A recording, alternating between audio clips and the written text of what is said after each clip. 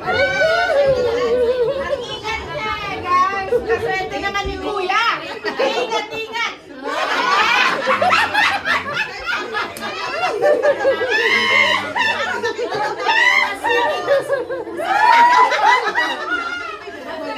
Si Kuya maingat.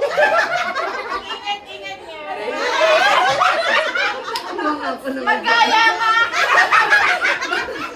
Paano ka ba siniko? Dapat pala ganun ah. Rough kasi masyado si Jen siguro ba? Ang tagal kasi sila eh. Kailangan talaga. Sila.